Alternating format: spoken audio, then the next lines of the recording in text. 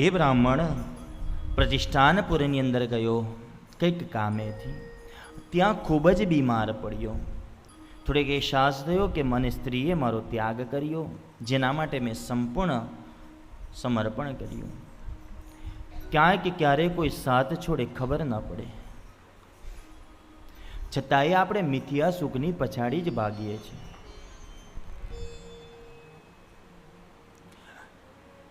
બ્રાહ્મણ જે નગરની અંદર રોકાયા હતા, એ નગરની અંદર એક શિવાલય હતું. આશરો લીધો છે, બીમાર પડ્યા છે બ્રાહ્મણ, અને આશરો લીધો. એ શિવાલયની અંદર એ સાનિધ્યમાં વિદ્વાન ભૂદેવ મહાદેવની ગાથા ગાતા હતા. શિવ મહાપુરાણની ગાથા ગવાઈ રહી હતી. અને જ્યારે શિવ મહાપુરાણની ગાથાઓ ગવાઈ રહી હતી, એ સમયે બ્રાહ્મણે કથા સાંભળી છે. ખૂબ સુંદર મજાનું આ સુત મહાપુરાણી 88,000 ઋષિઓને દ્રષ્ટાંત રૂપી કથા કહે છે. બ્રાહ્મણે કથા સાંભળી. કથા સાંભળવી નહોતી, છતાંય બ્રાહ્મણે ત્યાં રહેવું હતું. બ્રાહ્મણે ત્યાં આશરો જોઈતો હતો, એટલે કથા પરાણે સાંભળી છે. ખૂબ સુંદર મજાનું આમાં સમજણ પડશે આપણાને.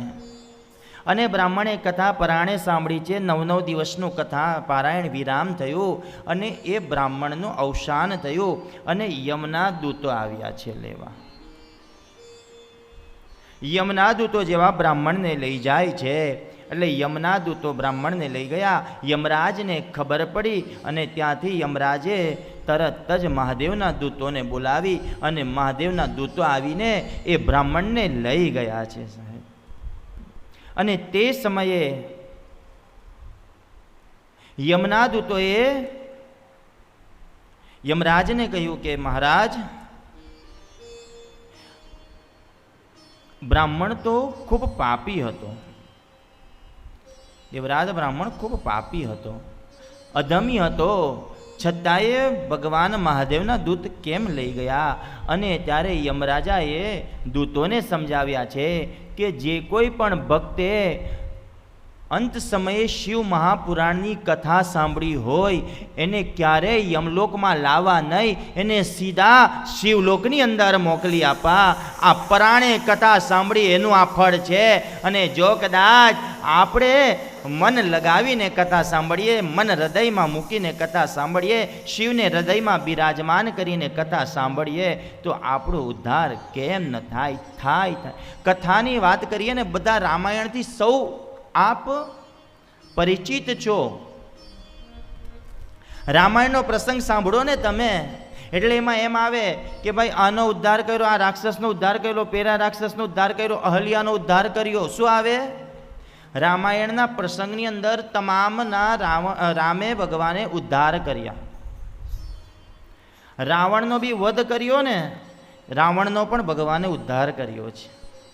જો પાપી જેવા પાપી રાક્ષસોનો ભગવાન ઉદ્ધાર કરતા હોય, તો તમારો ને મારો ઉદ્ધાર કેમ ન કરે?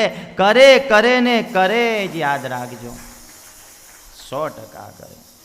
પાપી જેવા પાપી અધમી રાક્ષસનો ઉદ્ધાર કરી દેતા હોય તો આપણે તો એટલા બધા તો પાપી નથી ને. થાય જ, આપણો ઉદ્ધાર થાય ને થાય. આ 9 દિવસનું તપ છે આપણું. શું છે? આપણા બધાને એમ થાય કે રામેશ્વર જવું છે, આપણા બધાને એમ થાય કેદારેશ્વર જવું છે, આપણા બધાને એમ થાય કે 12 જ્યોતિર્લિંગ કરવા છે. થતું જ હોય યાત્રા કરવાનો. યાત્રા કયો વ્યક્તિ કરી શકે? જેની પાસે શરીર હોય સારું. યાત્રા એમને એમ નથી થતી. આપણાને એમ થાય કે યાત્રા પૈસાથી થાય તો નહીં થાય. હા, ધન વગર કંઈ ન થાય. અહીંયા વ્યાસપીઠ પર બી કોઈ ધન વગર બેસવું નથી. 9મો દિવસ થશે એટલે 8મે દિવસે કે બાપુ કાલે સવારે વહેલા અમે નીકળી જવાના છે. પણ બધું જ એનાથી પણ નથી થતું. સૌ પ્રથમ આપણાને પરમાત્માની કૃપાથી શરીર સારું જોઈએ. યાત્રા કરવા માટે શું જોઈએ? યાત્રા કરવા માટે સૌ પ્રથમ શરીર સારું. બીજા નંબર પર સમય જોઈએ અને ત્રીજા નંબર પર ધનની જરૂર પડે. સમય, શરીર અને ધન, આ 3 ભેગું થાય ત્યારે આપણે યાત્રા કરી શકીએ છીએ. યાદ રાખજો. સૌની ઈચ્છા થતી હોય કે 12 જ્યોતિર્લિંગના દર્શન કરવા છે, કેદારેશ્વરના દર્શન કરવા છે, કે પશુપતિનાથ, નેપાળ, કાઠમાંડુ જવું છે.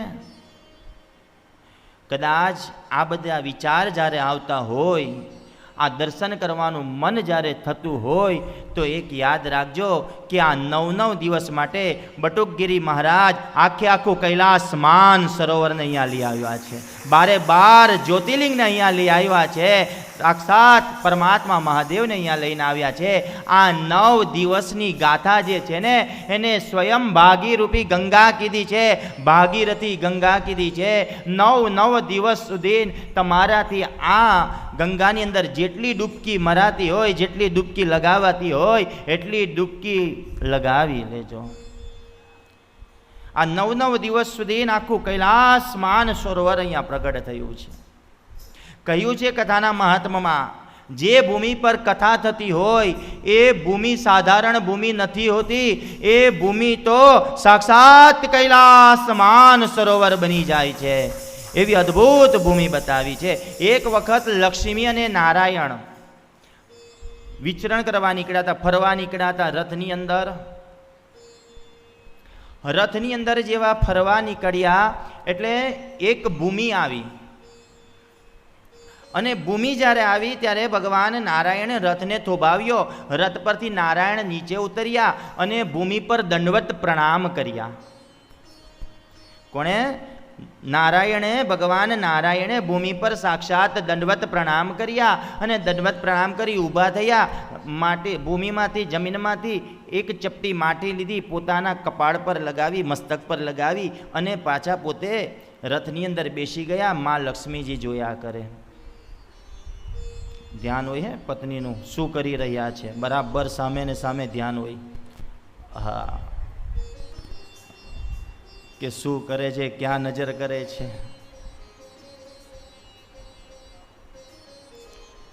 અમે સુખી છે. 365 દિવસમાંથી 250 દિવસ બહાર હોઈએ.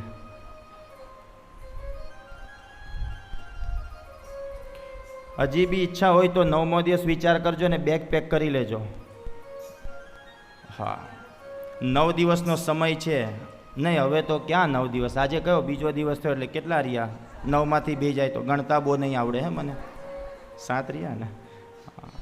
હવે તો 7 જ દિવસ. 7 દિવસ પરીક્ષિત રાજા જેવું વિચારજો કે મારે 7 દિવસમાં શું કરવું છે. ફાઇનલ. ચાલો, એક વ્યક્તિ વધી ગયો આપણા સ્ટાફની અંદર. જય હો. હા, લે તાલીઓ પડી ગઈ. હે, હવે ના પાડે ને તો આ બીજા દિવસની કથામાં સમય નક્કી કરજો એટલે એને સંભળાવતા એ થાય પાછું. ભાઈ એના હાથમાં જ છે બધું, એને કાઢતાય આવડે પાછું, હાથનો ભાગ કાઢી નાખશે.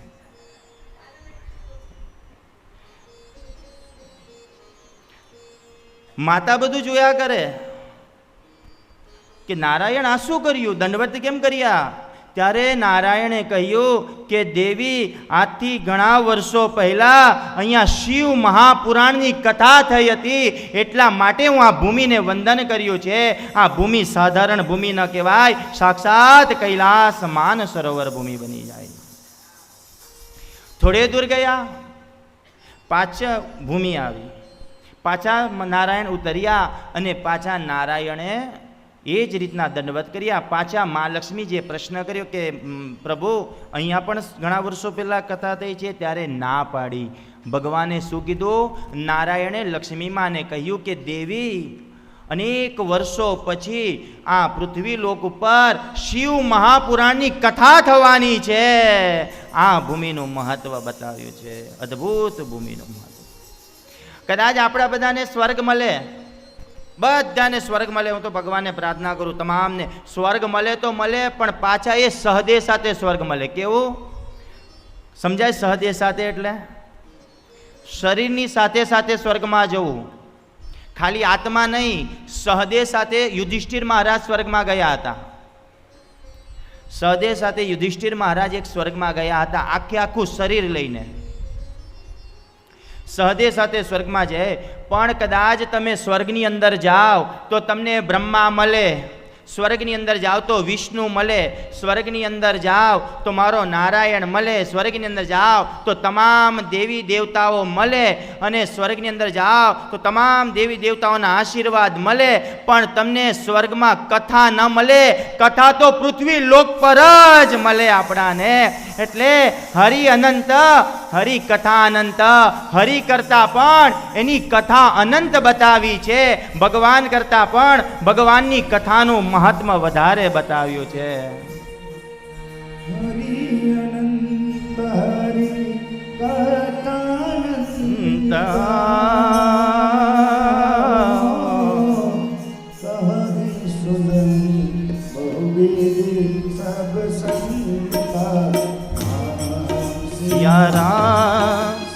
રામ જય જય રામ.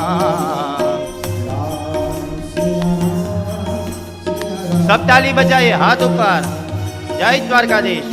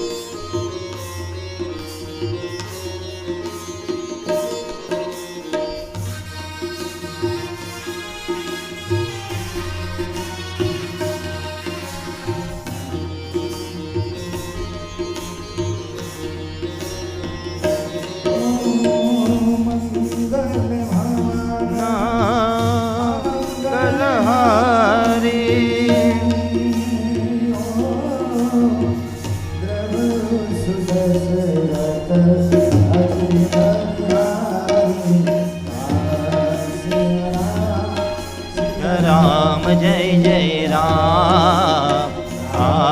सिया राम जय जय राम. श्री राम जय राम, जय जय राम. हो श्री राम जय राम, जय जय राम.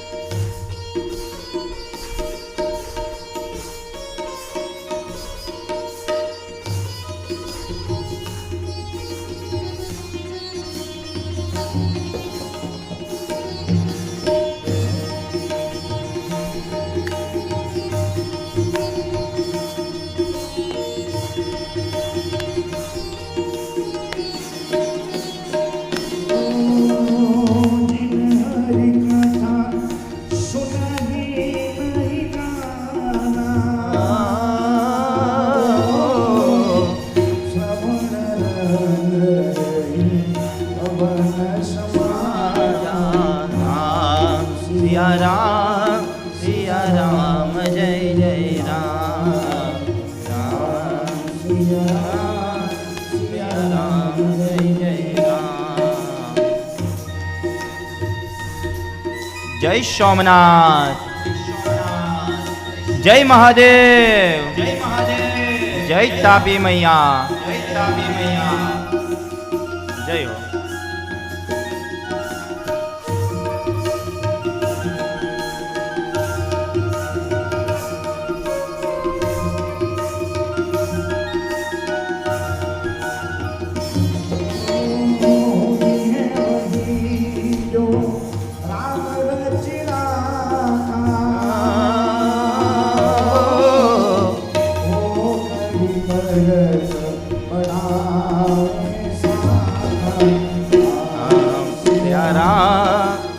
રામ જય જય રામ રામ સિયા રામ જય જય રામ.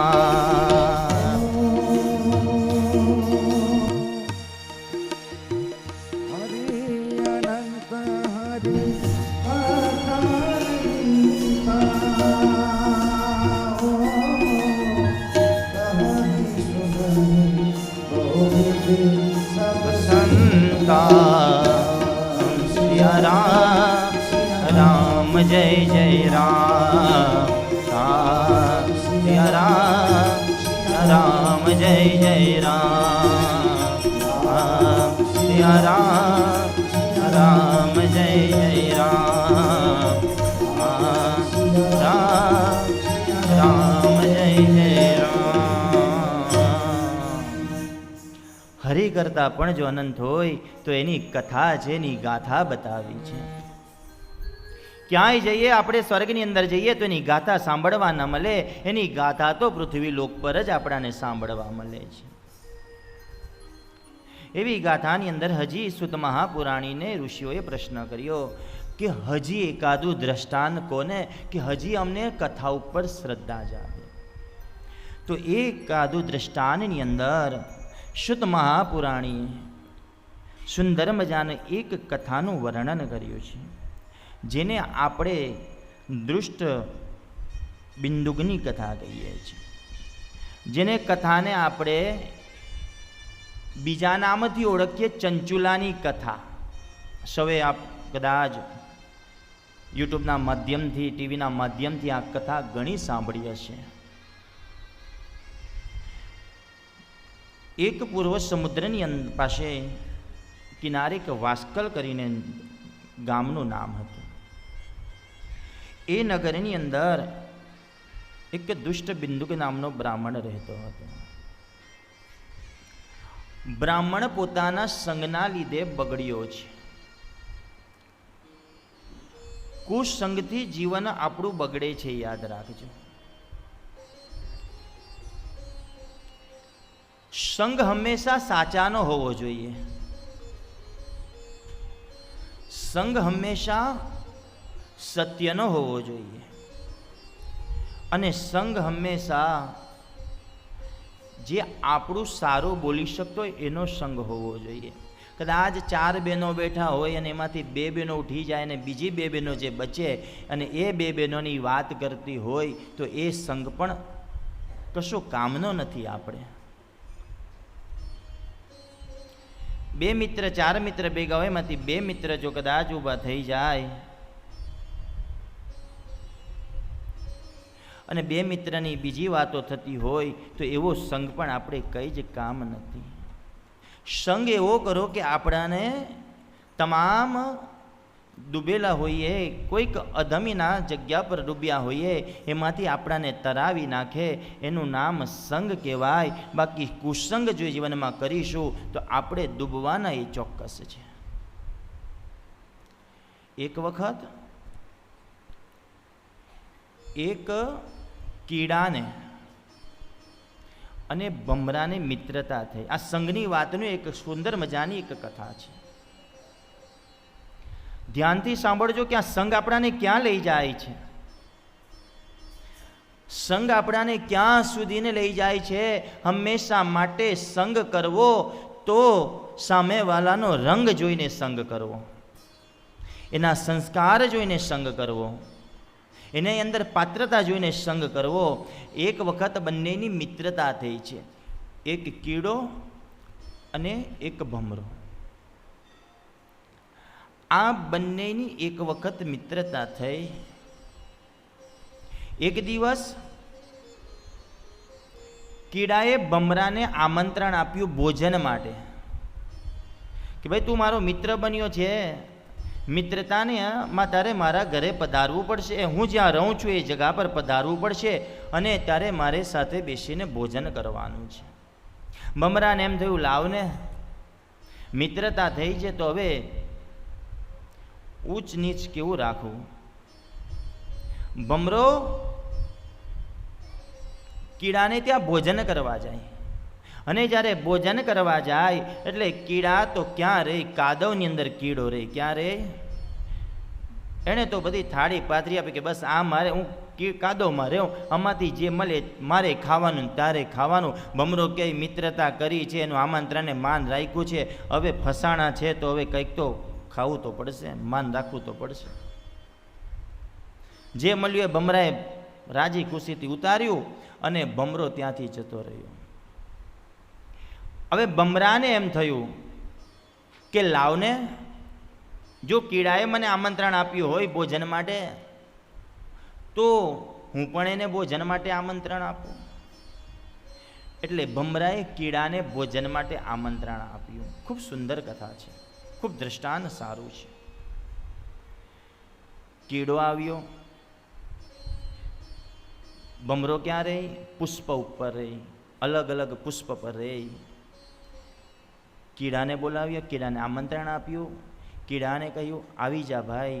અલગ અલગ પુષ્પ ઉપર એને બિરાજમાન કર્યો, અલગ અલગ એને સ્વાદ આપ્યા. અને એક સમય એવી ઘટના બની કે એક માળીએ એ પુષ્પ તોડી લીધું. માળીએ પુષ્પ તોડી અને એ પુષ્પ ટોપલામાં મૂક્યું, એ હાર બનાવ્યો અને એ હાર બ્રાહ્મણને આપ્યો. કીડો પુષ્પમાં સમાયો હતો. એ હાર મહાદેવના ચરણોમાં અર્પિત થયો.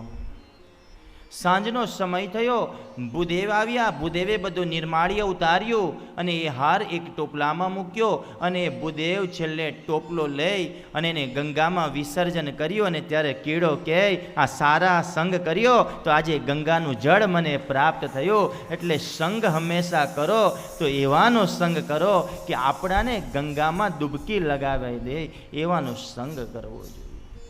આ સંગની વ્યાખ્યા બહુ ઊંચી બતાવી છે. મિત્રતા પણ પાત્રતા જોઈને કરવી, યોગ્યતા જોઈને મિત્રતા નહીં કરવી. અત્યારની મિત્રતા યોગ્યતા જોઈને થાય, ગાડી જોઈને થાય, બંગલા જોઈને થાય. અત્યારની ફ્રેન્ડશીપ જો કરીએ તો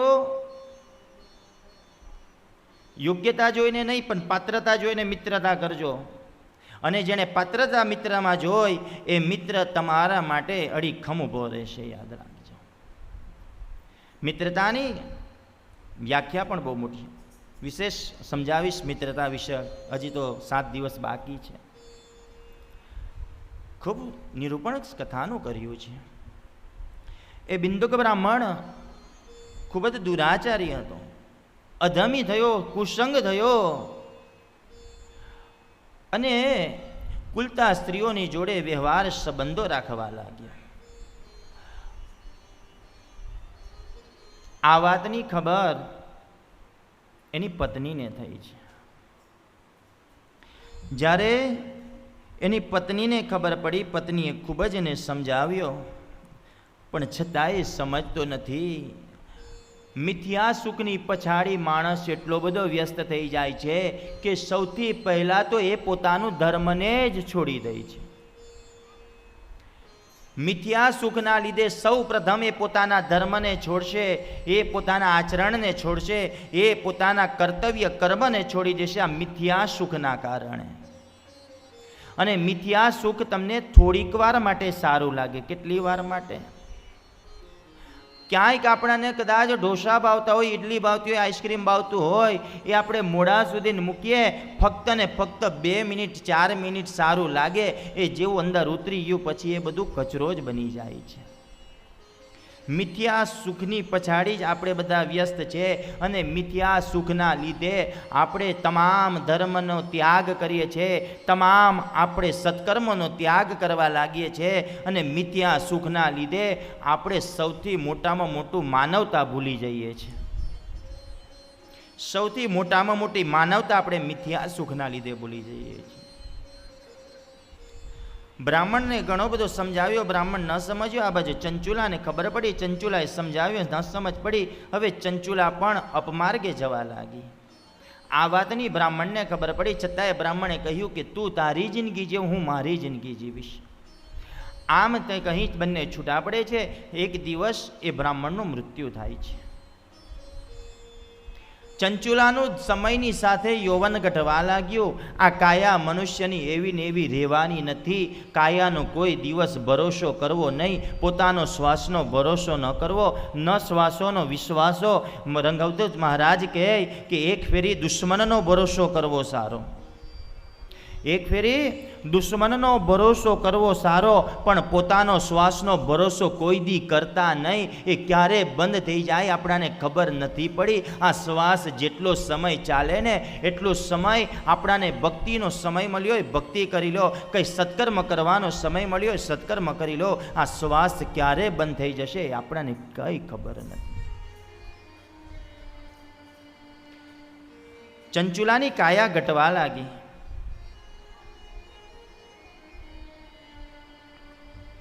ચંચુલા એક ગોકર્ણ તીર્થક્ષેત્રની અંદર ગઈ અને ગોકર્ણ તીર્થક્ષેત્રની અંદર એ ત્યાં નિવાસ કરવા લાગી. ત્યાં એક વિદ્વાન બ્રાહ્મણ શિવ મહાપુરાણ કથાનું પારાયણ કરી રહ્યા હતા. બ્રાહ્મણે ખૂબ જ અદ્ભુત અદ્ભુત કથાની અંદર વાર્તાલાપ કરે છે. પાપોનું વર્ણન ખૂબ જ કર્યું છે બ્રાહ્મણે. અને જ્યારે પાપોનું વર્ણન થતું હતું, આ કથા ચંચુલા સાંભળી રહી હતી કે અનેક અનેક પાપ ક્યાં આપણાને લઈ જાય અને તે સમયે આપણાને આ પાપ નરક યોનિમાં લઈ જાય છે. આ વાતની જ્યારે ચંચુલાને ખબર પડી, ચંચુલા ડરવા લાગી, ગભરાવા લાગી, મહાત્મા પાસે ગઈ અને ચંચુલાએ મહાત્માને કહ્યું કે મહારાજ, મારાથી અનેક પાપ થયા છે, મારે પાપમાંથી મુક્ત થવું છે. મહારાજે એને કહ્યું કે પશ્ચાતાપ એ સૌથી મોટું પાપમાંથી મુક્ત થવાનું સાધન છે. આપણે જે કોઈ બી ભૂલ કરીએ એનો સ્વીકાર કરી લઈએ, એને પશ્ચાતાપ થઈ જાય, પ્રાયશ્ચિત થઈ જાય, એટલે આપણે અનેક પાપમાંથી મુક્ત થઈએ. અને જેસલ તોરણની પણ આ જ વાત કરી છે કે જ્યારે તોરણની નાવ ડૂબતી હતી, જેસલે કહ્યું કે પાપ ગાવા લાગ, કે પાપ જ્યારે ગાવા લાગીએ એટલે સમજવાનું કે એ પાપમાંથી આપણે મુક્ત થઈએ છીએ. અને પાપમાંથી મુક્ત થવાનું સૌથી મોટામાં મોટું જો સાધન બતાવ્યું હોય એ શિવની ભક્તિ બતાવી છે. ભગવાન ક્યાં વસે છે? ભગવાન ના અહમ વસામી ન વૈકુંઠે યોગીનામ ચ હૃદયે ચ. ભગવાન નથી વૈકુંઠમાં વસતો, ભગવાન નથી વૈકુંઠમાં વસતો, નથી ભગવાન કોઈ યોગીના હૃદયની અંદર વસતો, ભગવાન નથી મંદિરમાં વસતો. મહાપુરુષોએ કહ્યું છે કે ભગવાન તો જ્યાં આવી હરિઓની ગાથા ગવાતી હશે ત્યાં આવીને ભગવાન વસે છે. આમ ચંચુલાને ખબર પડી. ચંચુલા ને શિવ ભક્તિનો આશ્રય લીધો છે અને એવી શિવભક્તિ કરી, એવી શિવભક્તિ કરી અને એ શિવભક્તિની સાથે સાથે એણે જગદંબા મા પાર્વતીની પૂજા કરી છે. શિવની ભક્તિની સાથે સાથે મા પાર્વતીની પૂજા કરી, મા જગદંબાનું આરાધન કર્યું છે. અને સમયની સાથે ચંચુલાનું પણ મૃત્યુ થયું છે. ચંચુલાનું મૃત્યુ થયું એટલે ચંચુલા સીધી શિવલોકની અંદર ગઈ અને મા પાર્વતીએ એને બહેનપણી બનાવી છે મહાદેવની પૂજા કરવાથી. શિવની ભક્તિ એ જીવના ઉદ્ધાર માટે છે. શિવ એટલે કલ્યાણ. બાપજીએ શરૂઆતની અંદર કીધું કે 3 દરવાજા છે મહાદેવના. કેટલા? 3 તરફ. મહાદેવના કોઈ પણ દેવાલયની અંદર પડદા ન હોય, દરવાજા ન હોય. અત્યારે સુવિધા એટલા માટે કરવી પડે કે મનુષ્યના સ્વભાવો સારા નથી, ક્યારે શું કરે, કેમેરા, આ બધી સિસ્ટમ સુવિધા માટે છે. બાકી તમે જોજો દરેકના મંદિરની અંદર દરવાજા, માતાજીના મંદિરમાં બપોરના દરવાજા બંધ થાય, પડદા લાગી જાય. તમામ દેવોના દરબારના પડદા લાગે, પણ મહાદેવના દરબારમાં પડદા લાગતા નથી. મહાદેવ કહે જ્યારે તારા બધા દરવાજા બંધ થાય ને ત્યારે મારી પાસે વયો આવજે, મારો દરવાજો ખુલ્લો હશે. સાહેબ, મહાદેવનો દરવાજો હંમેશા માટે ખુલ્લો હોય. આપ સૌને કદાચ ખબર હોય તો સૌરાષ્ટ્રવાસીને ત્યાં કોકનું મૃત્યુ થાય ત્યારે 3 ચોથે દિવસે મહાદેવના મંદિરમાં દીવો મૂકવા જાય. જે હશે એને ખબર હશે. મહાદેવના મંદિરની અંદર દીવો મૂકવા જાય. કારણ કે આ જીવ છેલ્લે શિવને મળી જવાનો છે. એટલા માટે દીવો મૂકવા જાય. આખી જિંદગી આપણે કદાચ કૃષ્ણ કૃષ્ણ પણ કરીએ, માતા માતા પણ કરીએ, પણ છેલ્લો અંત સમય તો આ જે જીવ છે એ શિવમાં જ ભળી જવાનો છે. યાદ રાખજો. અને આ જ શિવની ભક્તિ એ જીવનના ઉદ્ધાર માટેની ભક્તિ બતાવી છે. જીવનના ઉદ્ધાર, જીવનના કલ્યાણ માટે એ જ મહાદેવની ગાથા બતાવી છે, મહાદેવની ભક્તિ બતાવી છે. મા પાર્વતીએ એને સખી બનાવી છે. અને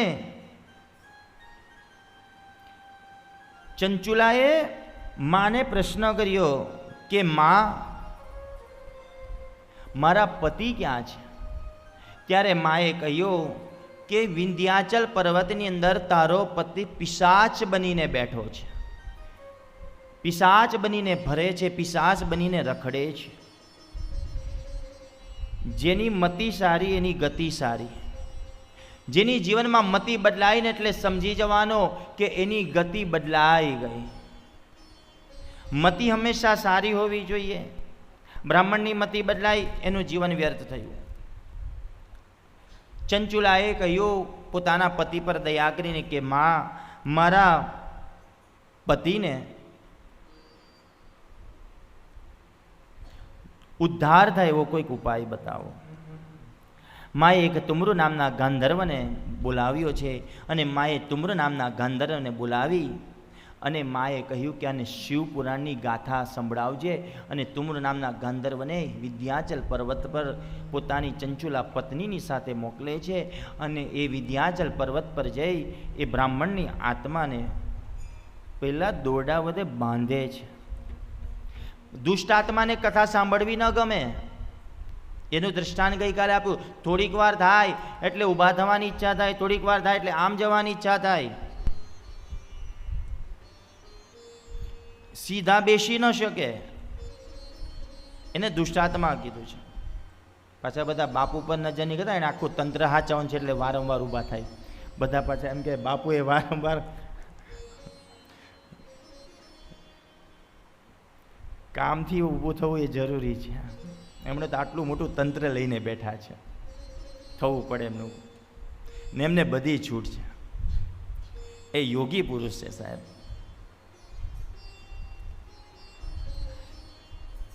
એ તુમડુ નામના રાક્ષસને દોરડા વડે બાંધ્યો અને પછી તુમડુ નામના ગાંધર્વએ એ પિશાચને દોરડા વડે બાંધ્યો છે. અને ત્યારબાદ શિવ મહાપુરાણની ગાથા ગવડાવી છે, સંભળાવી છે. અને ત્યારે એ દુષ્ટ બ્રાહ્મણનો આત્મા શિવલોકની અંદર પ્રાપ્તિ કરે છે. આ શિવ મહાપુરાણની ગાથાનો મહિમા બતાવ્યો છે. શિવ મહાપુરાણની જે ગાથા બતાવી છે એ ખૂબ જ અદ્ભુત બતાવી છે. અદ્ભુત એટલે એટલી અદ્ભુત બતાવી છે કે જેની કોઈ વાત ન પૂછો. અહીંયા શ્રોતા અને વક્તાના પ્રકાર બતાવ્યા છે. શ્રોતા કેવો હોવો જોઈએ? એકાગ્ર ચિત્તે કથા સાંભળે અને એક આસન પર બેસીને કથા સાંભળે, એનું નામ શ્રોતા. હવે આપણા બધાને એમ થાય એક આસને બેસીને કથા સાંભળવી એટલે આપણે બધા શું કરીએ? કાલે અગાડના સોફા પર બેઠા હોઈને જો કોઈ બીજું આવીને બેસી જાય એટલે બંને માતા બહેનો બાજવા લાગે, કાલે હું અહીંયા જ બેઠી હતી એટલે આજે મારે અહીંયા જ બેસવાનું છે. આ સૌથી મોટો ભ્રમ માતા બહેનોને ખાસ. અમારા ભાઈઓને વાંધો ને જ્યાં જગ્યા મળે ત્યાં બેસી જાય. કેમ? જેવું મળે એવું બેસી જાય. ભાઈઓ બાપડાને જગ્યા ના મળે ને તો ગાડીનું સ્ટેન્ડ ઉપર મૂકીને ગાડી પર બેસી જાય. બહુ ભોળા ભાઈઓ.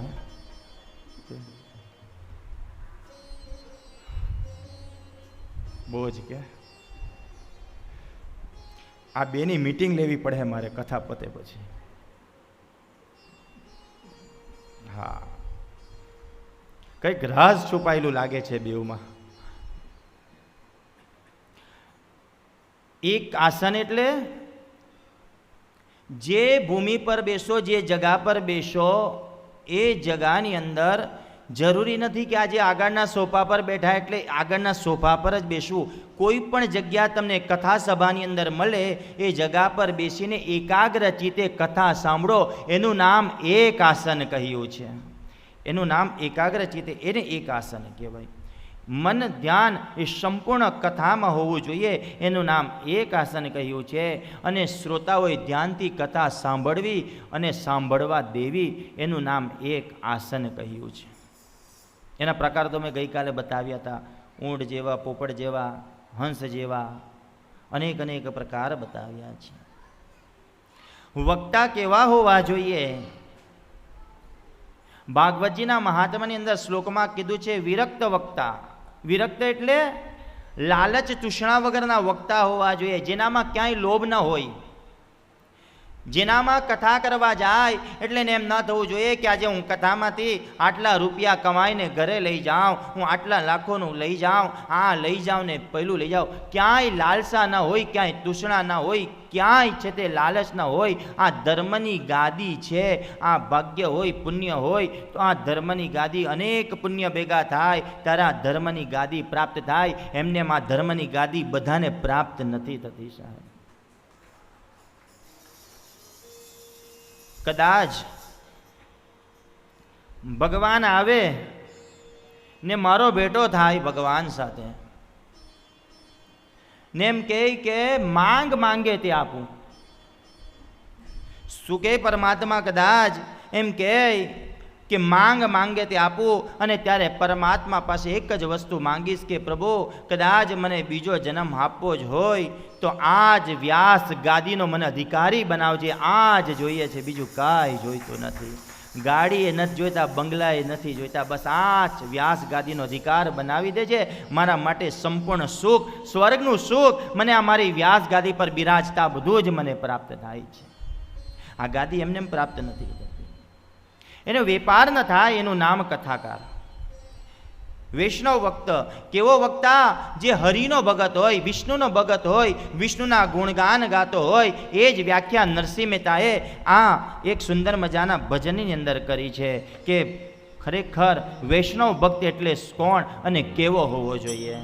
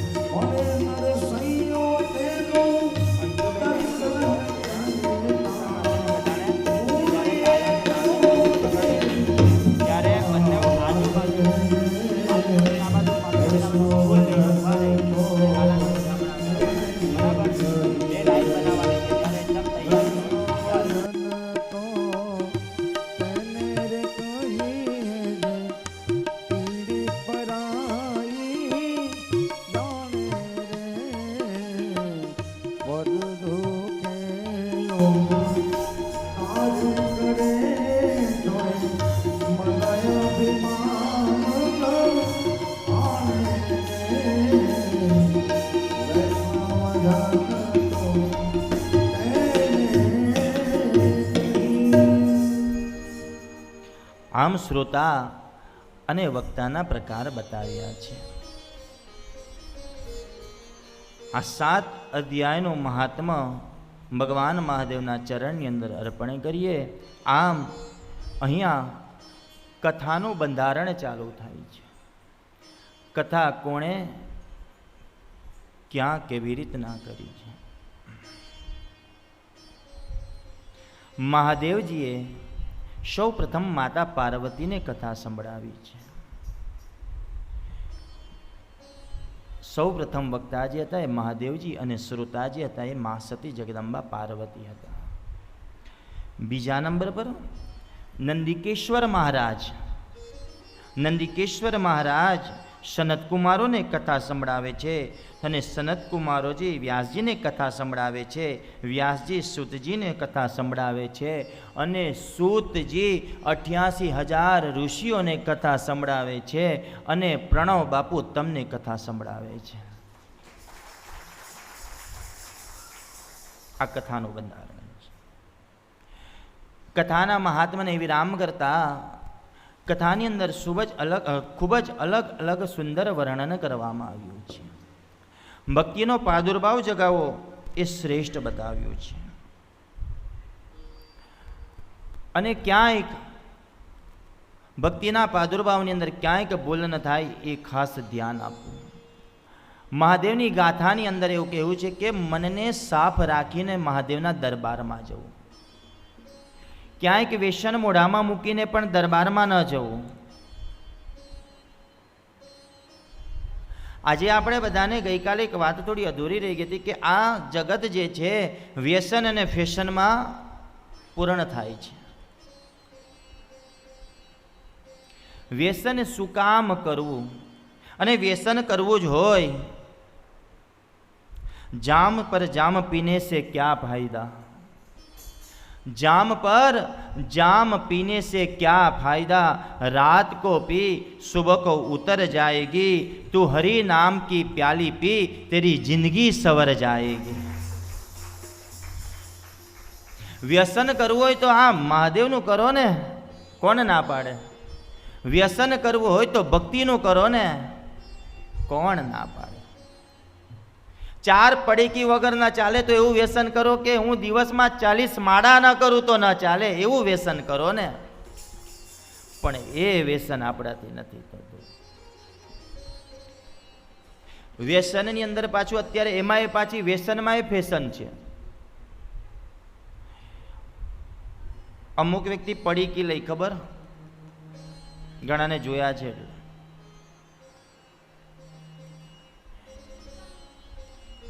એ પડીકીને આમ પકડશે, આમ પકડીને બરાબર એને પેલા મુમેન્ટ કરશે, હલાવશે, એને ભેગી કરશે બધી પડીકી. અને એની ફેશનમાં પાછું એ મોઢાની અંદર એ પડીકી મૂકશે, પડીકીને સીધી આમ ફેરવશે, આમ આમ કરશે. જગ્યા કરી રાખજે, ઉપર આવું છું, આ ફેસ. કેવી એક્શન? આમ પલટાવી. વ્યસન અને ફેશનમાં આ જીવન પૂરું થઈ જાય. આ એ દમણ કે હરિનામ સકીર્તનમમાં કૃષ્ણ ગોવિંદ ગોવિંદ ગોપાલા, કૃષ્ણ ગોવિંદ ગોવિંદ ગોપાલા, ભજ મુરલી મનોહર નંદલાલા, ભજ મુરલી મનોહર નંદલાલા, કૃષ્ણ ગોવિંદ ગોવિંદ ગોપાલા, કૃષ્ણ ગોવિંદ ગોવિંદ ગોપાલા.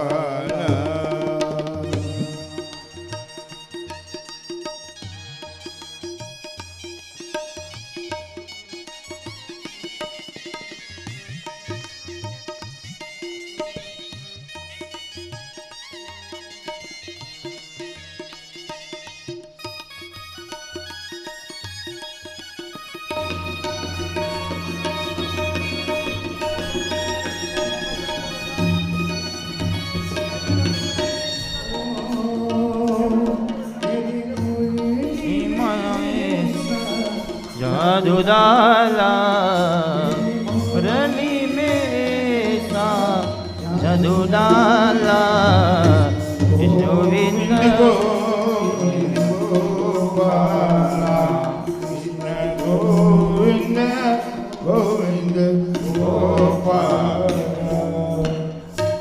અંજુબેન અંદર આવી જાઓ. અંજુબેન અંદર આવે. અંજુબેન, અંજુબેન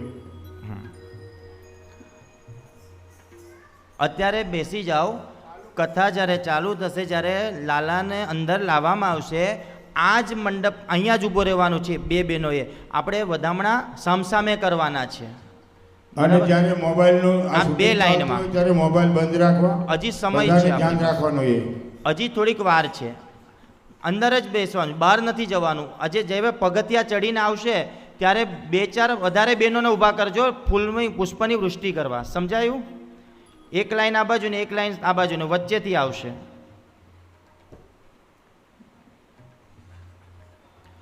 હા, અંદર આવી જાવ. અત્યારે વાર છે, હજી આપણી કથા બાકી છે. હા,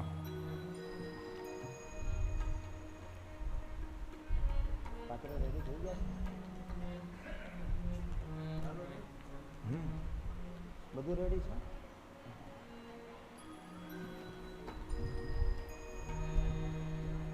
બોલીએ નીલકંઠ મહાદેવ કી જય. આમ મહાત્માને કથા કરતા કરતા સુતજીએ સરસ મજાનો પ્રશ્ન કર્યો હતો. હવે આ ભસ્મ, રુદ્રાક્ષ અને બિલ્વપત્રનો જે મહિમા બતાવ્યો છે એ શ્રેષ્ઠમાં શ્રેષ્ઠ મહિમા બતાવ્યો છે. એટલો બધો શ્રેષ્ઠ મહિમા બતાવ્યો છે કે મહાદેવની પૂજા એક તો ભસ્મ વગર ન થાય. કપાળ પર ભસ્મ હોવી જોઈએ. બેનો એ ભસ્મ કદાચ માનો ત્રિપુંડ આપણે ન લગાવીએ પણ ભસ્મનો નાનો ચાંદલો પણ લગાવવાનો.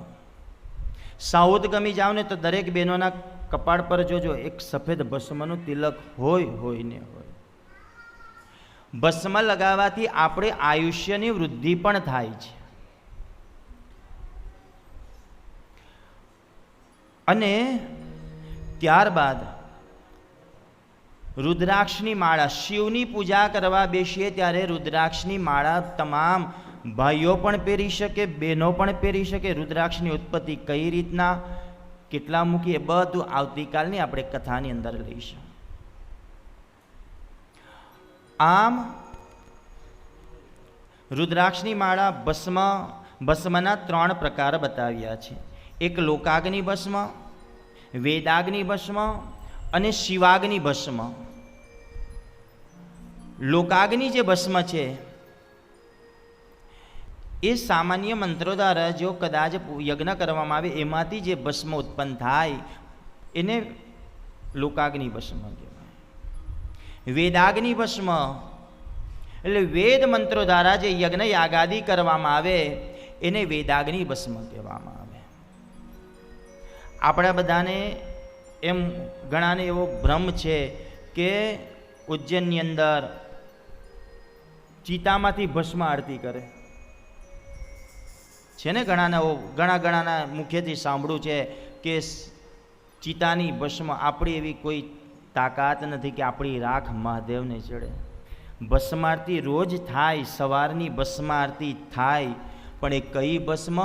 વેદાગ્નિ ભસ્મ અને શિવાગ્નિ ભસ્મ, જે અઘોર મંત્ર દ્વારા, વેદ મંત્ર દ્વારા યજ્ઞ કરવામાં આવે છે રોજે રોજ. એ યજ્ઞની ભસ્મ લેવામાં આવે અને એ ભસ્મ આરતી, મહાદેવની ભસ્મ આરતી એનાથી કરવામાં આવે. કોઈ ચિતાની ભસ્મથી આરતી કરવામાં નથી આવતી. વેદાગ્નિ ભસ્મ, લોકાગ્નિ ભસ્મ, શિવાગ્નિ ભસ્મ. રુદ્રાક્ષની માળા પહેર્યા વગર પણ શિવ પૂજા કરવામાં આવે તો પણ એ પૂજાનું ફળ આપણાને પ્રાપ્ત નથી થતું. આમ કથાની અંદર માળાનું, રુદ્રાક્ષની માળાનું ખૂબ જ મહત્વ બતાવ્યું છે. ખૂબ એટલે ખૂબ જ મહત્વ બતાવ્યું છે. અને રુદ્રાક્ષની જે માળા છે, ગળાની અંદર કદાચ તમે સોનાનો હાર પહેરો, ગળાની અંદર તમે સોનાનો હાર પહેરો તો ચોર આવશે. કોણ આવશે? અને કદાચ ગળાની અંદર તુલસીની માળા હોય, રુદ્રાક્ષની માળા હોય તો મારો માખણ ચોર આવશે. યાદ રાખજો. આ કથાનું મહત્વ બતાવ્યું છે. આ કથાનું ફળ બતાવ્યું છે. આ રુદ્રાક્ષનું મહત્વ બતાવ્યું છે. અહીંયા સુંદર મજાના નંદમોત્સવ તરફ આપણે કથાને લઈ જઈશું. સરસ મજાના ભગવાન મહાદેવની જે ગાથા છે એની અંદર આજે બીજો દિવસ, પેલા રાજુ કાકાને બિહાડતા જજો.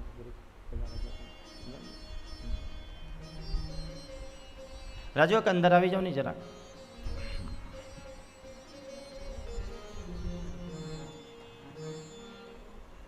અહીંયા નંદ મહોત્સવ બતાવ્યો છે. નંદ મહોત્સવની અંદર દેવક રાજાની એક દીકરી હતી, જેને આપણે દેવકી કહીએ છીએ. ભાગવતજીના 10મા સ્કંદની કથાનું અહીંયા નિરૂપણ કરવામાં આવ્યું છે. આજે સુંદર મજાનો જન્માષ્ટમીનો મહોત્સવ, ખૂબ જ સુંદર મજાનો કૃષ્ણનો મહોત્સવ, એવા નંદ મહોત્સવની અંદર એક ઢોલક લઈ લો જરા. હા, ઢોલક લઈ લેવાનું.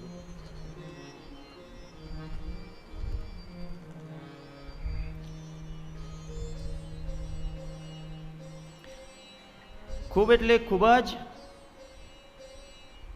એનું મહત્વ બતાવ્યું છે 10મા સ્કંદની કથા ઉપર, જેને ભગવાન નંદમોત્સવની કથા કહીએ છીએ. દેવક રાજાની દીકરી, આપ સૌને કદાચ ખબર હોય તો જ્યારે દેવકીના લગ્ન થયા, વિવાહ થયા, ત્યારે કંસ એને વળાવવા માટે જતા હતા. કંસ એને વળાવવા માટે જ્યારે ગયા, તે સમયે આપણા બધાને એમ થાય કે બેનને કંસ વળાવવા માટે કેમ ગયા છે. આપણા બધાને એમ થાય કે બેનને વળાવવા શું કામ ગયા, કે બેન પ્રત્યેને આદર ભાવ વધારે હશે, બેન પ્રત્યેને પ્રેમ ભાવ વધારે હશે. પણ નહીં, એટલા માટે ગયા કે એક વખત કંસે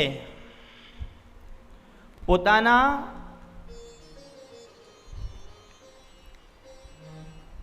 એક દિવસે પોતાના મહેલની અંદર બ્રાહ્મણોને ભોજન કરાવવા માટે બોલાવ્યા હતા. બ્રાહ્મણોને ભોજન કરાવવા માટે જ્યારે બોલાવ્યા, ત્યારે બ્રાહ્મણોને એમ કહ્યું કે હે ભૂદેવ, મને મારો કાળ સમજાવો, મને મારો કાળ સમજાવો કે મારો કાળ ક્યારે છે. ત્યારે ભૂદેવે કહ્યું કે કાળ અમે ન કહી શકીએ, પણ એક સમય જ્યારે તમારી બહેનના લગ્ન હશે અને લગ્નના સમયે તમે જ્યારે એને વિદાય કરવા માટે જશો, ત્યારે તમારો કાળ આકાશવાણી દ્વારા જાણવામાં મળશે. અને આકાશવાણી દ્વારા જ્યારે એ કાળને જાણવામાં આવે, આ વાતની એક કંસ રાહ જોઈને બેઠો હતો. બહેનના લગ્ન થયા અને વિદાય કરવા માટે જાય, બરાબર અધવચ્ચે જાય, ત્યારે આકાશમાંથી આકાશવાણી થઈ કે એ કંસ, જેને તું બેનને વિદાય કરવા માટે જઈ રહ્યો છે, એનું 8મું સંતાન એ તારો કાળ છે. આ શબ્દ જ્યાં સાંભળ્યા, કંસે તલવાર કાઢી અને દેવકીને મારવા જાય, ત્યાં વસુદેવ હાથ પકડી લે છે. મહારાજ, આ મારી પત્ની છે, આનું સંપૂર્ણ હવે એને મારે સાચવવાની એ મારી ફરજમાં આવે છે. તો એ સમયે વસુદેવે કંસને કહ્યું કે મહારાજ, તમને એ ભય છે કે આનું 8મું સંતાન તમારો કાળ છે, તો એક કામ કરીએ, આનું 8મું સંતાન હું તમને આપી દઈશ, એને તમે મારી. 8મું સંતાન જ્યારે આપી દેવામાં આવવાની વાત કરી, ત્યારે કંસે શરત કરી કે ત્યાં સુધી તમારે મારા કાળા ગૃહમાં રહેવાનું છે. મંજૂર છે. પહેલું સંતાન થયું, પહેલું સંતાન જેવો જન્મ થયો એટલે નારદજી કંસ પાસે આવ્યા. અને નારદજી કંસ પાસે આવીને નારદજીએ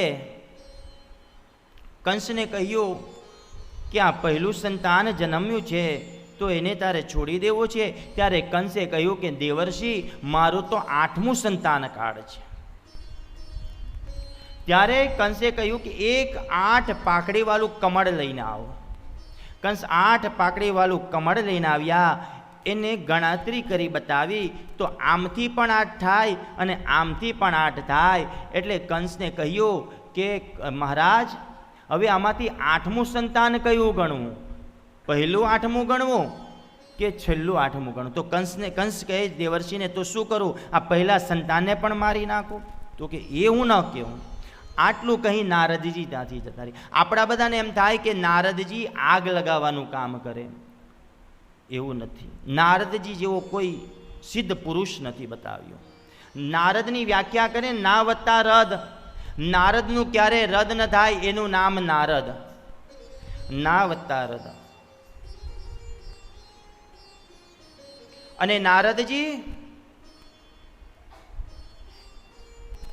લોક કલ્યાણ માટે કંઈક ને કંઈક કાર્ય કર્યા છે. નારદજીએ ક્યાંક કાર્ય જે કંઈ કર્યા છે લોકોના કલ્યાણ માટે.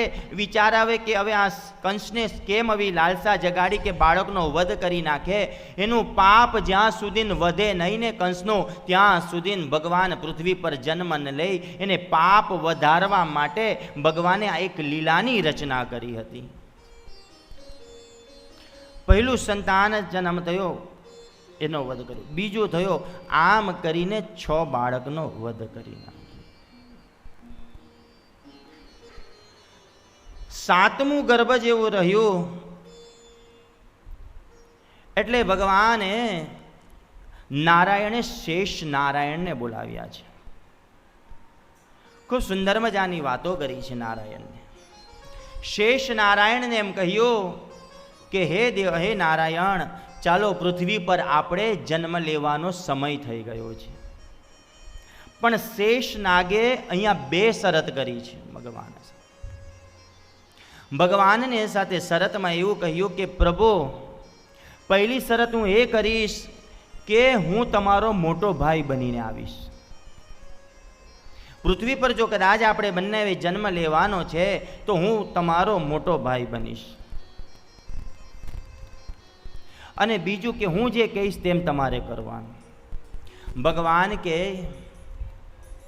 રામ અવતારની અંદર તારી જોડે ઘણું બધું મેં સેવા કરાવી, એના માટે થઈને તું મોટો બનવા માંગે છે. ત્યારે શેષનાગ કહે પ્રભુ, હું એ માટે મોટો બનવા નથી માંગતો. હું એટલા માટે મોટો બનવા માંગુ છું કે જ્યારે રામ અવતાર તમે લીધો ત્યારે તમારું દુઃખ મારાથી જોવાતું ન હતું. હું ત્યારે નાનો ભાઈ હતો, હું તમને કોઈ આદેશ ન કરી શકતો હતો, હું કોઈ તમને આજ્ઞા ન કરી શકતો હતો, અને તમારું દુઃખ ન જોવાયું. એ માટે હવે હું મોટો ભાઈ બનીશ અને તમારું દુઃખ હું દૂર કરીશ. ભગવાન મંદ મંદ હસે છે. હસતા મોડે પ્રભુ હા પાડી દીધી. આ બાજુ ભગવાને એક જોગ માયાને પ્રગટ કર્યા છે. જોગ માયાને જેવા પ્રગટ કર્યા એવા જોગ માયા ને ભગવાને આદેશ કર્યો કે હે જોગ માયા, જ્યારે 7મું ગર્ભનો 9મો માસ થાય, જ્યારે ખબર પડે અને એ 7મું ગર્ભ જે છે એને સકોરચટ કરી અને વસુદેવના એક બીજા પત્ની હતા જેનું નામ હતું રોહિણી. એના ઉદરમાં તારે ગર્ભને સકરચટ કરી અને પ્રવેશ કરાવવાનો છે. જી પ્રભુ. 7મું ગર્ભ જેવું રહ્યું અને ગર્ભને સકોરચટ કરી વસુદેવના બીજા પત્ની રોહિણી જે તેમાં પધરાવી દીધો. આ બાજુ એવી ખબર થઈ કંસને કે દેવકીનું 7મું ગર્ભ સરી ગયું. અને આમ કરતા રોહિણીજીને ત્યાં એક બાળકનો જન્મ થયો છે જેને આપણે કહીએ છીએ બોલીએ બલરામજી મહારાજ કી જય. ત્યારબાદ 8મું ગર્ભ જેવું રહ્યું. 1 માસ 2 માસ 3 માસ આમ કરીને 8 માસ પૂર્ણ થયા. 9મા માસમાં પ્રવેશ કર્યો. હવે બધી માતા બહેનો અમુક લાઈનમાં પુષ્પની વૃષ્ટિ કરવા માટે અંદર ને અંદર ઊભા રહેજો અને જેવી આજ્ઞા થાય તેઓ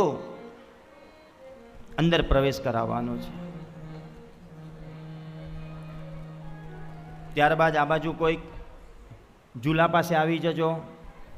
એક વ્યક્તિ ઝૂલા પાસે ઊભો રહેજો. આ બાજુ બેન, મોટા બેન ઝૂલા પાસે આવી જજો.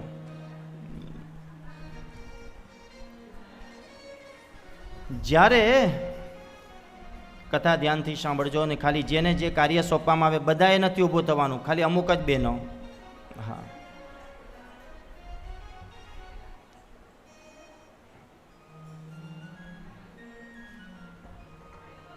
નવમો માસ જેવો કેસ પછી આ પડદો કાઢવાનો છે. નવમો માસ રહ્યો, એકમ બીજ આમ કરીને ત્રીજ ગઈ, ચોથ ગઈ, પાંચમ ગઈ, છઠ ગઈ, સાતમ ગઈ અને બરાબર આઠમની રાત્રિ જેવી થઈ અને ત્યાં નંદ ઘેરા નંદ ભયો.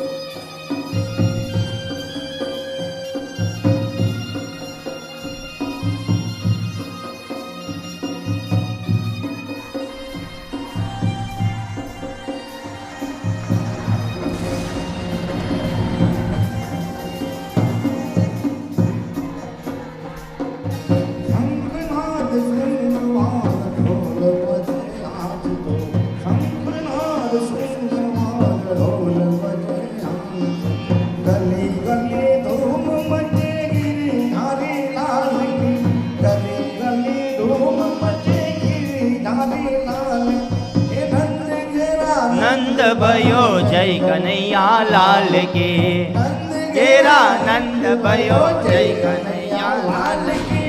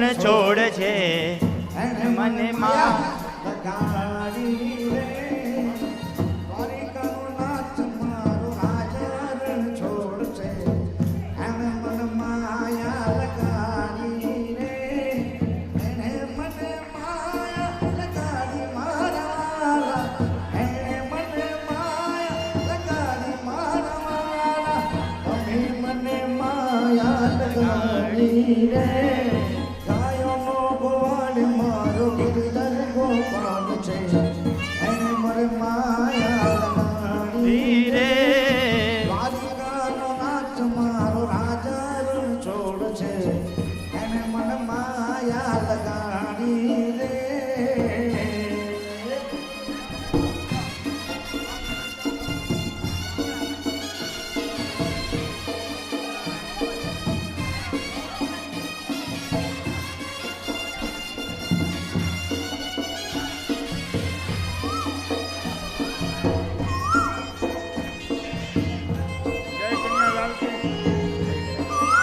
જય કનૈયાલાલ કી જય કનૈયા લાલ કી હાથી ઘોડા પાલ કી જય કનૈયા લાલ કી હાથી ઘોડા પાલ કી નંદ ઘેરા નંદ જય કનૈયા લાલ નંદ ઘેરા નંદ ભયો જય કનૈયા લાલ કી નંદ ઘેરા નંદ ભયો જય કનૈયા લાલ કી જય કનૈયા લાલ કી હાથી ઘોડા પાલ કી જય કનૈયા લાલ કી હાથી ઘોડા પાલ કી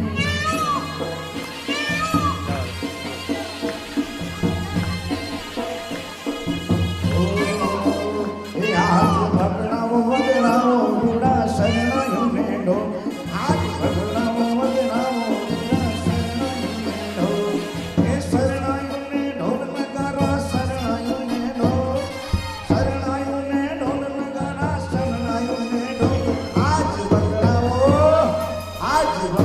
વગડાવો રૂડા શરણાયો મેંઢો હાથ ભગડાવો રે વગડાવો શરણાયો મેંઢો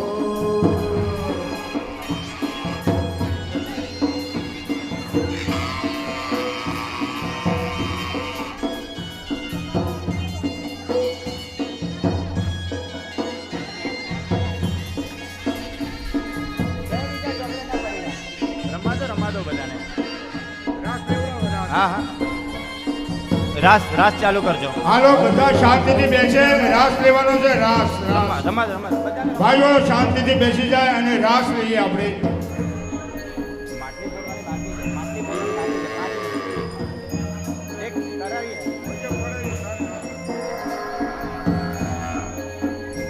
એ પછી આપણે માટકી ફોડવાની છે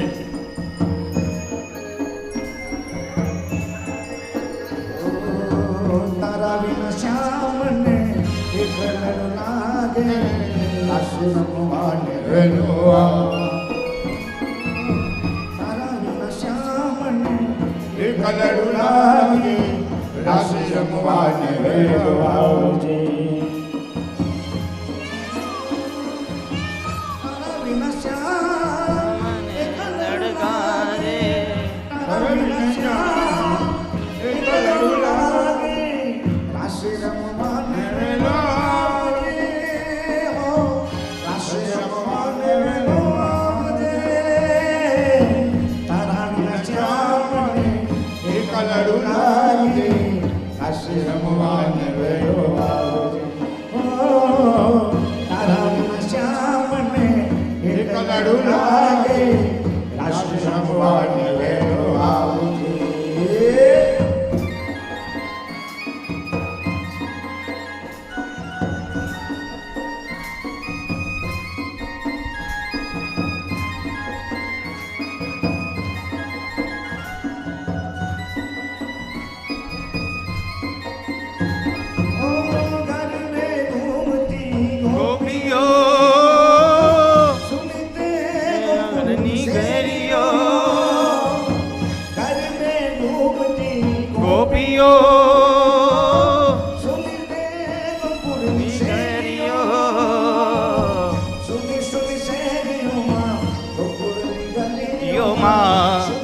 શેરીઓમાં ગામની ગલીઓમાં રમવાને વેલો આવ આવ આવ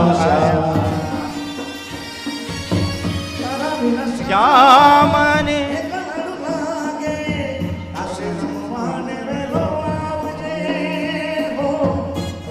હાથમાં લઈ લઉં છું. બાળકને હાથમાં લઈ લો. હવે ટોપલામાંથી રહેવા દો, ઉતારી લો. ટોપલામાંથી ઉતારી લો. ભગવાનને હાથમાં લઈ લો.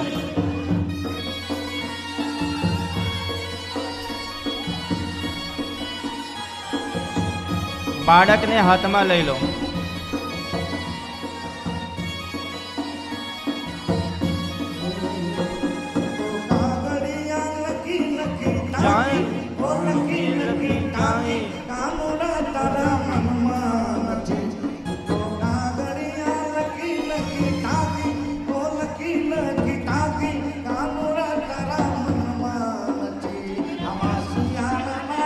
કેમેરાથી સાઈડમાં એક બાજુ આવો, બધા કેમેરાની સાઈડમાં.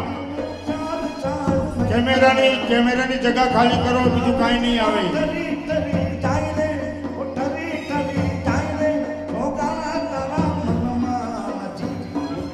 ભાઈ ધીરે ધીરે લાલો પડે નહીં, આજે જન્મ થયો છે.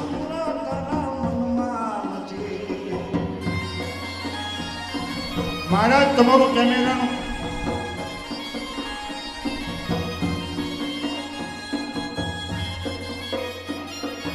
કેમેરાથી સાઈડમાં.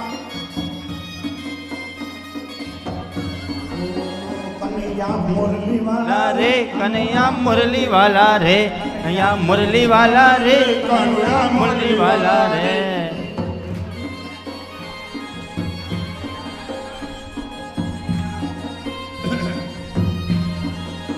તમે જશોદાના જયા રે કનુડા મુરલી વાલા રે, તમે જશોદાના જયા રે કનુડા મુરલી વાલા રે.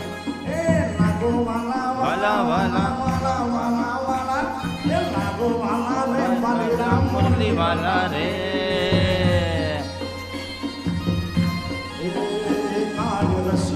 રૂપાળો રંગ રેલિયો ઘેર જાઉં ગમતું નથી.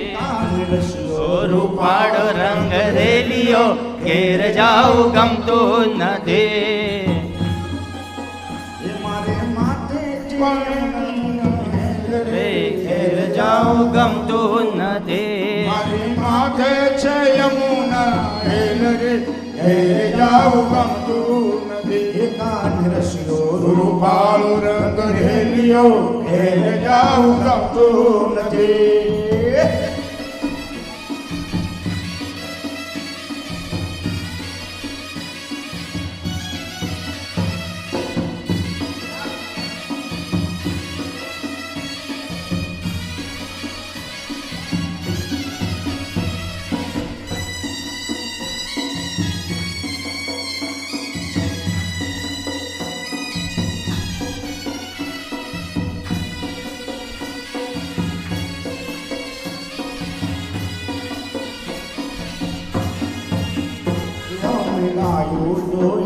વિના આવ્યા હેલ જાઉં ગમતું નથી. અમે ગાયું દોયા વિના આવ્યા હેલ જાઉં ગમતું નથી. હવે જોજો જોજો આચરણના ખેલ રે, હેલ જાઉં ગમતું નથી.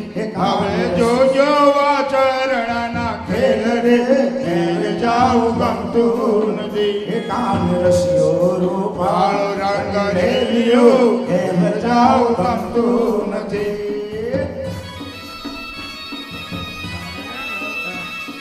જય હો.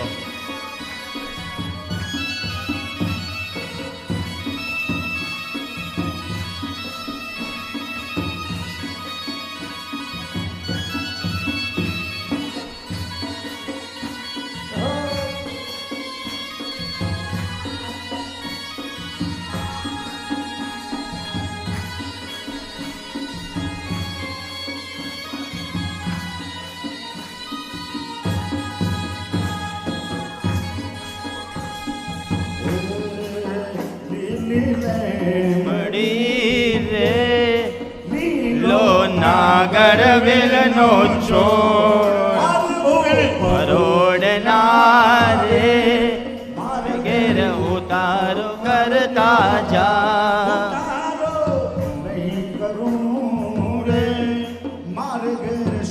સીતા જોવે વાર એ સીતા એકલા રે જુવે રામ લખમણની વાર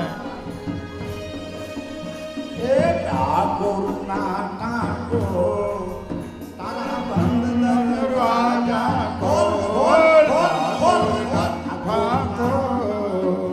તારા બંધ દરવાજા ખોલ.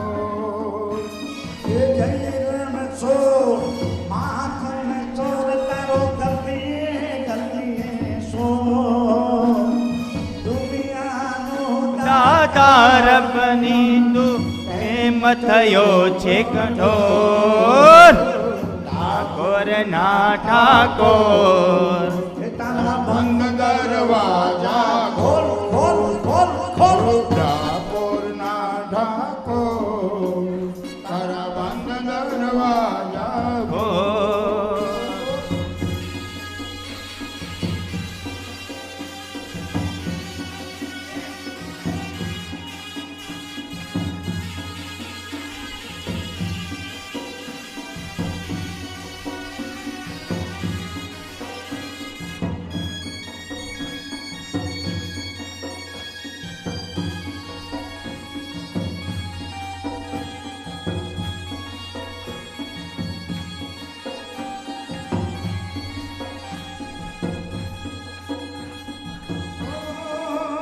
તારા દ્વારે લા આવું ઓ તો આવું ઓ સાંભળી યા હોળી ધજા લહેરાવો ઓ સામળિયા હોળી ધજા લહેરાવો તારા રંગે હું રંગાવો રંગાવો ઓ કાનુડા કાનુડા તારા હું ગાવો કાનુડા કાનુડા તારા હું ગાવો એ અકળાયો મુજાયો આવ્યો તારે મોર એ દુનિયાનો નો દાતાર બન પ્રેમ થયો છે કઠોર ઠાકોર ના ઠાકોર એ તારા બંધ દરવાજા ખોલ.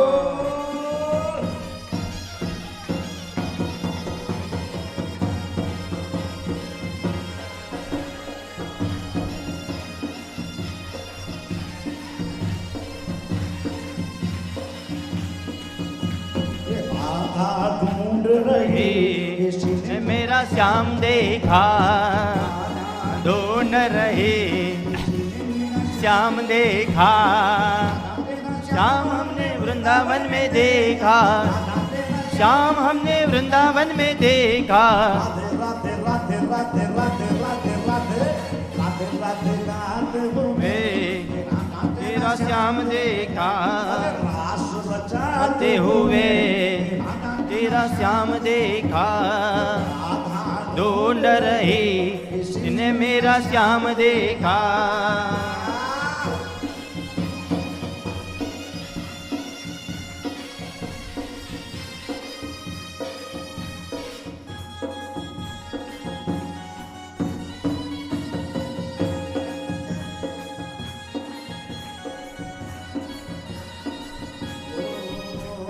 राधा तेरा श्याम हमने राधा तेरा श्याम हमने तापी करते देखा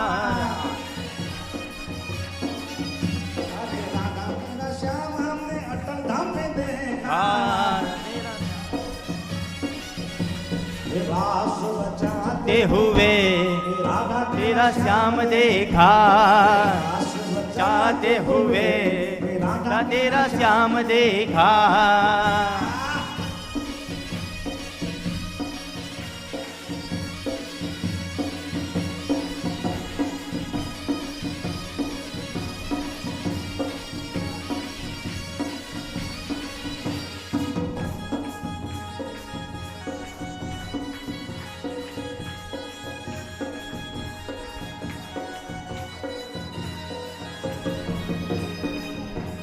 ओ मेरे बाके बिहार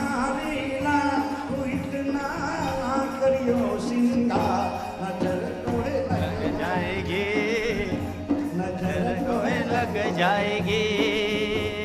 बाके बिहारी लाल तू इतना करियो सिंगार नजर तो लग जाएगी, नजर तो लग जाएगी।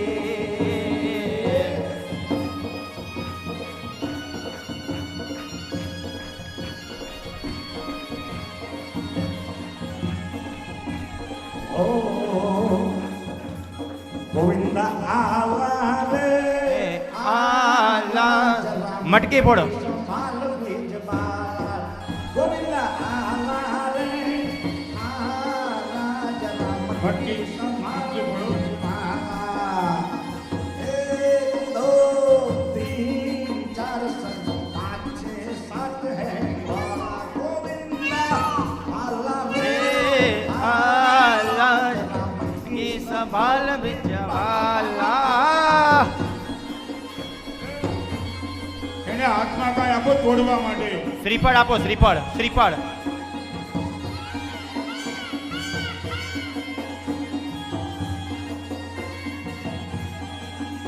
आई माखन की चोरों की सेना आई माखन के चोरों की सेना जरा बच्चे संभल के तू रहना जरा बच्चे संभल के तू रहना बड़ी नटखट है मोर आई आई रे मोर नहीं बच के कोई काला काला आला रे रे आला की संभाल ब्रिजवाला। જય હો કૃષ્ણ કનૈયા लाल લાલ की जय, आज के आनंद की की जय, पारदेश्वर देव महादेव की जय सनातन धर्म के जय। पार्वते पते हर हर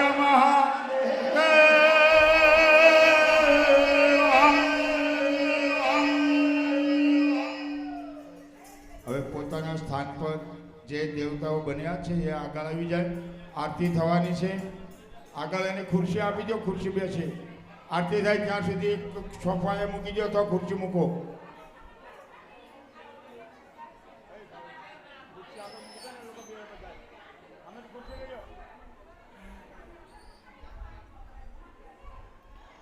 બેનો શાંતિ જાળવો, પોતાનું સ્થાન ગ્રહણ અવાજ કરો. ઓછો કરવો. અટલ આશ્રમ સુરત ચેનલ ઉપર આ કથા લાઈવ થઈ રહી છે એટલે શાંતિથી બેસવું.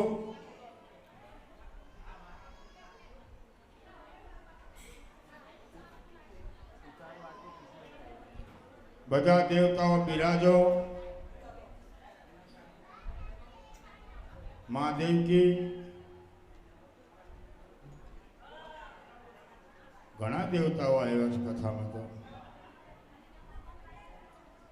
હવે આપણે 2 મિનિટ જેમનો પછી આરતી કરવાની છે આજે ભગવાનની. આજે સુંદર અવસર. જેઓના જન્મ ઉત્સવ કરતા હોય એવા અમુક જ દેવતાઓ છે જેઓનો આપણે જન્મ દર વર્ષે આજે પૂરા ભારત વર્ષની અંદર હનુમાન જયંતિ, કૃષ્ણ જન્માષ્ટમી વગેરે વગેરે એમના જન્મ ઉત્સવ મનાવવા પડે છે. કેમ કે જગતની માટે જીવ્યા છે એટલા માટે. અને જે જગત માટે જીવે છે ને એ જ પરમાત્મા બને છે અને એને જ આપણે પરમાત્મા માનતા હોઈએ છીએ. જેને વસુદેવ કુટુંબકમની ભાવના છે.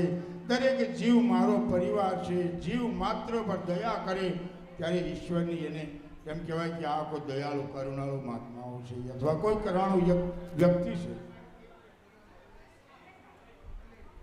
કરુણા, મમતા, પ્રેમથી ભરેલું આજનું જીવન.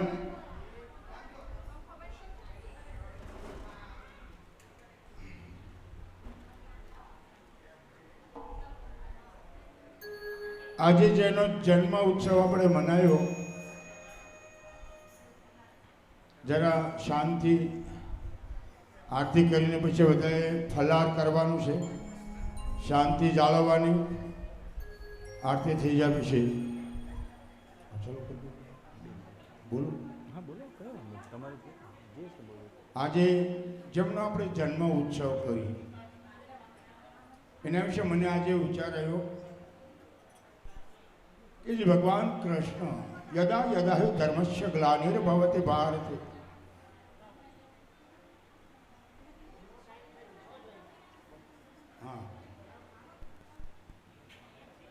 યદા યદા હિ ધર્મસ્ય ગ્લાનિર્ભવતે ભારતે અભ્યુત્થાનમ સુરાટ. ભગવાન જ્યારે અવતરણ થાય છે ત્યારે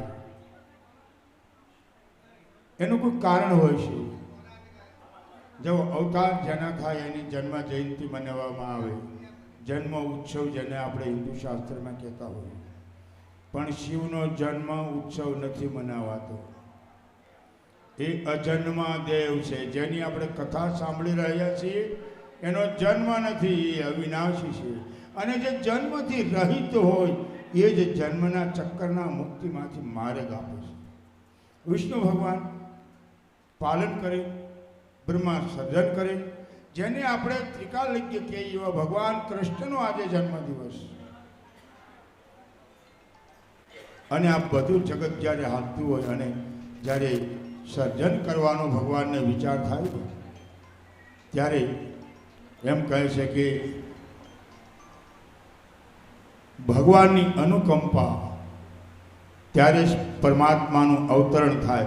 જ્યારે ધરતી ત્રાહિમામ પોકારે ત્યારે જ નિંદા, સાડી, સુંગલી, ક્રોધ, મારું, તારું વગેરે કઈ પ્રકારના પાપો ભેગા થાય. અને જ્યારે રાવણને મારવા માટે રામને આવવું પડ્યું.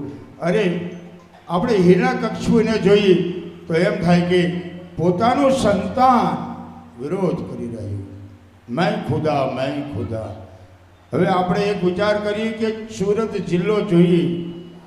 ભારતમાં આપણું સ્થાન ક્યાં છે? એક જિલ્લો કરે, ગામડું કરે, શહેર કરે, સિટી કરે, ત્યાર પછી એક આપણું નાનું ગામડું આવે, ગામડામાં કસ્બું આવે નાનું એવું, ત્યાં આપણું ઘર. શૂન્યનું એક ટપકા જવડી જગ્યામાં આપણે છીએ. આપણે શેરીનું કૂતરું પણ ઓળખતું નથી, છતાંય આપણે કેટલો અહંકારથી જીવતા હોઈએ છીએ. હું કંઈક છું એમ, મારા જેવું કોઈ નહીં.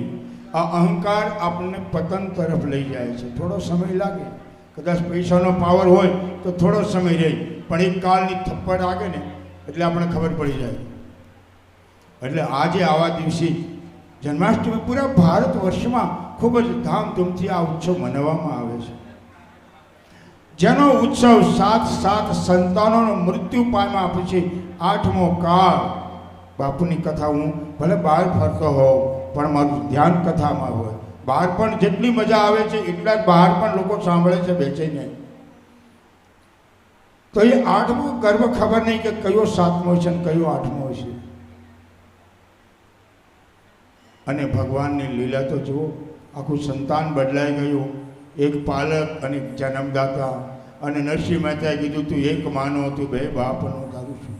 અને એ જ કહી શકે કારણ કે ભગવાન એને મળ્યા છે, સબરીને મળ્યા છે, રામ મળ્યા છે, અરે સકુબાઈને મળ્યા છે, ગોરા કુંભારને મળ્યા છે, શેઠ સગાળચાને મળ્યા છે. આપણે એવું કંઈ ઈશ્વર નથી, ઈશ્વર છે. આ વાત મારી અધૂરી રહી ગઈ એટલે મને યાદ આવી. આપણી શ્રદ્ધામાં ફરક છે. જેને આપણે ગુરુ માનીએ છીએ એની ઉપર આસ્થા અને વિશ્વાસમાં ફરક છે. નારદજીએ જ્યારે ગુરુ માની લીધા ભવાનીએ નારદજીને કે નહીં હું તમને વિષ્ણુ સાથે લગ્ન કરાવી દઉં, પણ નહીં કે તમે સપ્ત ઋષિને કીધું કે તમે પહેલાં આવ્યા હોત તો હું તમારી વાત જરૂર માનું, પણ નારદજીએ મને કીધું કે તમારે તપસ્યા કરવી અને તમને આવો પતિ પ્રાપ્ત થશે. અને ભગવાન શિવની કથા હતી. એટલે જેને તમે ગુરુ માનો છો એ ગુરુની સદંતર ગુરુ પરંપરાને જાળવી રાખો. એના હૃદયને ઠેસ ન લાગે, એ પરમાત્માના હૃદયને ઠેસ છે. ગુરુ બિન ભવાની તરહીને કોઈ જો બિરંચી શંકર સમ હોય. ગુરુનું તત્વ કેટલું મહાન છે. અને જે ગુરુએ મને 50 વર્ષ પહેલાં કીધેલું કે તીર્થ સ્થાન બનશે, આખા વિશ્વની અંદર આ જગ્યાનું નામ થશે. અને આજે હું આ જોઈ રહ્યો છું કાર્યક્રમ. આજે દેશ વિદેશથી પણ લોકો આ કથા આપણી સાંભળી રહ્યા છે. લંડનમાં પણ સાંભળી રહ્યા છે, અમેરિકામાં પણ અમારે નીરુબેનથી માંડીને કાલે સુશીલાબેનથી માંડીને કૌશિકાબેનથી મળીને બધા ફોન આવ્યા. ભલે બાપુ સરસ કથા છે. ખાલી આપણે જ કથા અહીંયા સાંભળતા નથી, વિદેશથી પણ આ કથા સાંભળી રહ્યા છે. અને એ મારા ગુરુ મહારાજે તમને એક બહાનું આપે કે બાના નિપત રાખ પ્રભુ તું બાના નિપત રાખ. એક રુદ્રાક્ષ આપે, એક રામ નામનું નામ મંત્ર આપે, એની પર દૃઢ વિશ્વાસ કરીને જપે તો શિવ પ્રાપ્ત થાય. એવું નારદજીએ કીધું અને ભવાનીએ શિવ પ્રાપ્ત કરવા માટે તપસ્યા કરી. આખીર એને શિવ મળ્યા અને શિવ મળ્યા પછી પણ ભવાનીને એ જ વિચાર આવ્યો કે રામ કોણ હતા. રાજા દશરથના પુત્ર ગટગટ વ્યાસી સર્વ વ્યાપક વ્યાસ એ રામ કોણ હતા. અને એ જન્મ જાણવા માટે ભક્તિની અંદર એવું કહે બીજો જન્મ હિમાલય દક્ષિણ ત્યાં થયો.